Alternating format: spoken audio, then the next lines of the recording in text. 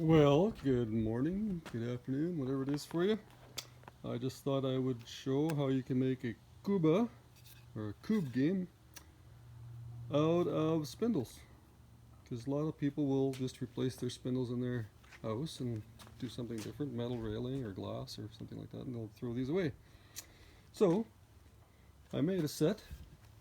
So you just take these spindles and you cut them down to the length that you want for the dowels that you throw. They're 12 inches, just cut them. It's got a nice little handle on there. You can just throw it. And the newel post, or the post, you can just cut them down into the cubes, about 6 inches long.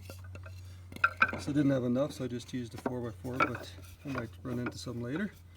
And then one newel post, just kind of give it a little bit of a crown. You know, that's its crown, make it a little special. That's the main guy.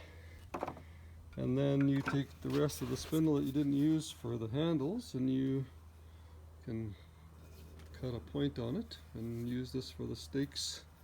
It's got 6 of them to mark the 4 corners and the center, and you've got a nice little Kubb game.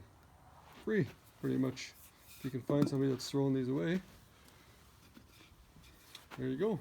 Have fun with that.